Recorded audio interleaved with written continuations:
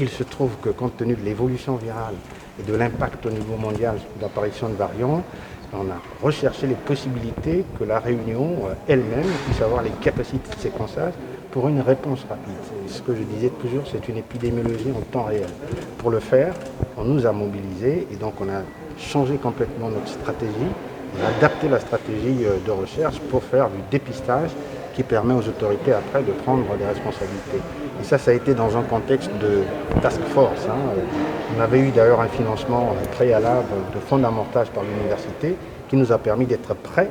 Et d'ailleurs, c'est notre fonction, être prêt à réagir sur des sollicitations immédiates. C'est pour ça. Donc le feu de l'après, c'est dû justement à ces variants qui inquiètent par rapport à leur capacité de transmission et de contagion, mais aussi qui interrogent sur la possibilité éventuellement de déviation ou d'évitement immunitaire. Ça, c'est très important parce que c'est des questionnements qui se posent, y compris éventuellement sur la virulence. Donc, toutes ces questions qui arrivent demandent à ce que la recherche, puisque les bases pour avoir des conclusions sur la dynamique de transmission, la contagiosité, c'est la recherche fondamentale qui après est translationnelle et appliquée. Voilà. Nous sommes également impliqués dans tout ce qui est phénomène de la dengue. Vous savez que ça fait 3 années, on a des épisodes épidémiques successifs de la dengue. Donc nous, on travaille également sur les virus de la dengue pour comprendre la dynamique virale, pour comprendre éventuellement l'apparition des cas sévères et des co-infections de virus de la dengue, puisque vous savez qu'il y a 4 sérotypes. Pour l'instant, on en a 3 sur l'île, donc on travaille là-dessus. On travaille aussi sur les coronavirus en général.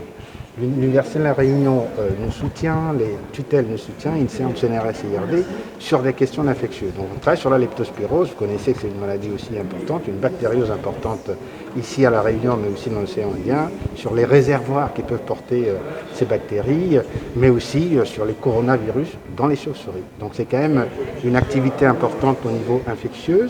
Mais aussi, on travaille sur les vecteurs qui transmettent la dengue. Donc, on a des programmes de recherche sur Aedes albopictus, le fameux vecteur tigre, en tout cas moustique tigre, qui nous permet aussi de questionner pour adapter éventuellement des réponses. Le séquençage du SARS-CoV-2 a pris le pas sur les autres séquençages.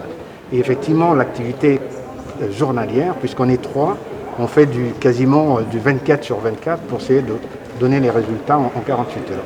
Ça prend une bonne partie des activités de certains chercheurs, mais pas de l'ensemble de l'unité, puisque je vous rappelle qu'on a des étudiants qui ont des thèmes de recherche qu'ils doivent présenter, donc il y a une partie d'activité qui continue, fort heureusement.